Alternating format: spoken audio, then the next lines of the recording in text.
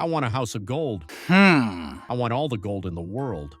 King, we can't do that. We don't have enough resources. You have to do it, no matter what the cost.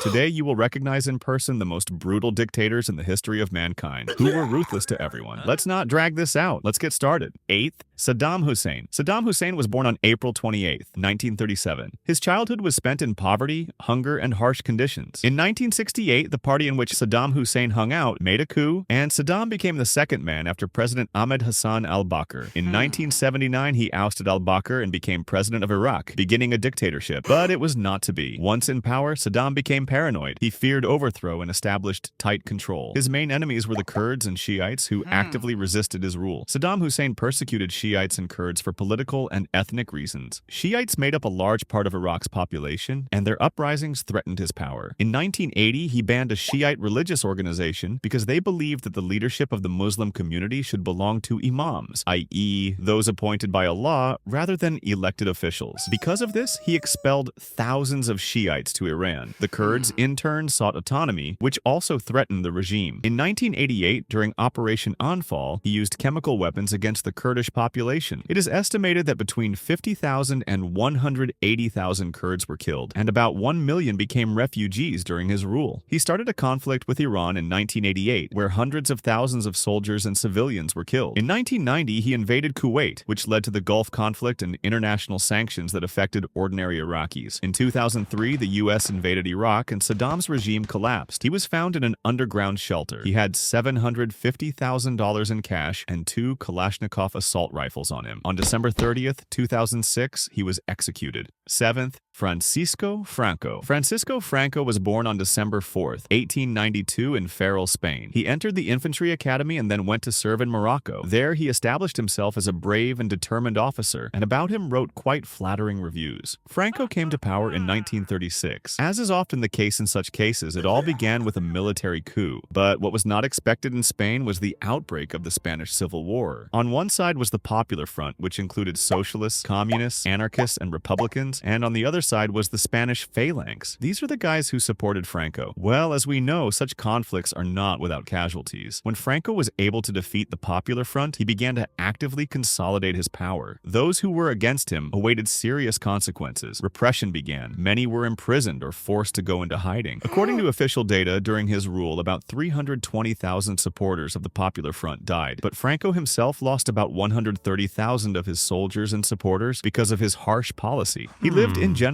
not bad, until in 1972 he began to have health problems. Franco eventually passed away in 1975. 6th, Kim Il-sung. After the end of World War II and the division of Korea into North and South Korea, Kim Il-sung managed to come to power. Kim Il-sung is the kind of uncle who became chairman of the DPRK cabinet in 1948 and president in 1972. As is often the case with authoritarian leaders, he began to consolidate his power. In North Korea, he began to be portrayed almost as a divine figure, creating a so-called cult of personality. People have been led to believe that he knows everything and sees everything. It was a funny idea, though, but people believed it. Of course, this regime was not without strict measures. Kim Il-sung feared dissent, so persecution of those who disagreed with his policies began. The most difficult period was in the 1950s, when he sought to eradicate any resistance. Many people were accused of disloyalty to the regime, and thousands were arrested. According to various estimates, about 100,000 people suffered during this period. But the difficulties for North Korea did not end there. In 1950, the conflict between North and South Korea began, which lasted 3 years and resulted in significant casualties. About 1.5 million people died on the North side. Although Kim Il-sung did not officially become president until 1972, he already had a huge influence on everything that was happening in the country. On July 8, 1994, at the age of 82, Kim Il-sung died of a heart attack. 5th, Pol Pot. He wasn't a bad guy by all accounts. Family wasn't poor, childhood wasn't bad. In his youth, he moved to Phnom Penh to study. Later, he got an invitation to Paris, where he became infected with Marxist ideas. True, he did not finish his studies, and in 1953 returned to Cambodia to begin a political career. Pol Pot became the head of the Khmer Rouge, the Communist Party of Cambodia. Eventually, in 1975, after a long war, his supporters captured Phnom Penh. Thus began his rule, which lasted until 1979. Pol Pot dreamed of creating an ideal rural society, but his methods proved too radical. People were evicted en masse from the cities to the countryside, forced to work in the fields and live in very harsh harsh conditions. It was especially hard on the intelligentsia, teachers, doctors, scientists, and even people with glasses. They were considered too smart. Many could not withstand such conditions and died. Those who criticized the regime or seemed suspicious were punished severely. Because of its policies, some 1.7 to 2 million people, almost a quarter of Cambodia's population, suffered. In 1979, Vietnamese troops overthrew Pol Pot's regime. He fled to the jungle where he ruled the remnants of the Khmer Rouge for nearly 20 more years. He died on April 15, 1998, under strange circumstances. It is said that he was taken by his own soldiers to avoid responsibility for what he had done. Fourth, Hideki Tojo. He was born on December 30th, 1884 in Tokyo. Tojo dreamed of a military career from childhood, attended military school and academy, where he showed himself disciplined and dedicated. In 1941, he became Prime Minister of Japan, as well as Minister of Army and Internal Affairs, making him an influential figure in the country. Tojo is someone who literally spun Japan during World War II. His rule can be called dictatorial because he completely controlled the country, suppressed dissent, and led Japan to war. He was one of those who decided to attack Pearl Harbor in 1941. This event drew Japan into war with the United States. Tojo believed that Japan should dominate Asia and was willing to do many things to achieve this. His policies resulted in enormous casualties. Just imagine, according to various estimates, about 10 million people died, including civilians and soldiers. Under his leadership, he led Unit 731, which was engaged in human experimentation. Many guys from this unit were never punished. In 1948, Hideki Tojo was convicted of war crimes and sentenced to death. The sentence was carried out on December 23rd of the same year. Third, Leopold II. Leopold II was born on April 9, 1835 in Brussels. He was king of Belgium, but became famous mainly for his brutal policies in the Congo. In pursuit of profits from rubber, which was then in huge demand, he imposed a brutal regime. Locals were forced to work on the plantations and were severely punished for non-compliance. From 1885 to 1908, some 10 million people died from starvation, disease, and hard labor. Leopold II used a private army for control, with rubber revenues going to him personally. But thanks to activists like Edmund Dean Morel, the world learned of the atrocities. Under pressure, in 1908, he handed the Congo over to Belgium. The man died on December 17, 1909, leaving behind a dark legacy. Second, Joseph Stalin. Stalin was born on December 18, 1879. His family lived poorly. His mother dreamed that her son would study and arranged for him to attend a theological seminary. It seemed that he would become a priest, but everything happened the other way around. After Lenin's death in 1924, Stalin gradually seized power. After becoming general secretary, Stalin decided that the USSR should become a superpower and began industrialization and collectivization. However, these reforms were very hard on the country. In the 1930s, millions of people in Ukraine and Kazakhstan died because of collectivization and a famine known as Holodomor. There were also repressions. Stalin did not tolerate dissent. Hundreds of thousands of people were arrested or sent to camps. The total number of victims of his repressions is about 10 million. But we should not forget that Stalin played a key role in the victory over Nazi Germany, and his authority soared after 1945, although inside the country everything remained strict. Stalin died on March 5, 1953. First, Adolf Hitler. He was born on April 20th, 1889. You know, that guy everyone talks about. After World War I, he got really into politics, and then in 1933, he became Chancellor of Germany. He promised the Germans that everything would be great, that he'd lift the country up, but instead, he ended up tightening control in a major way. Anyone who opposed him was quickly neutralized. And, well, he was kind of obsessed with the idea that one group of people was superior to others. And that, of course, led to terrible things. And honestly, he was the one who basically started the war. All in all, more than 70 million lives are on his conscience. And, of course, the Holocaust, it's one of the darkest chapters in history. In the end, on April 30th, 1945, Hitler ended his own life when Soviet troops were already in Berlin.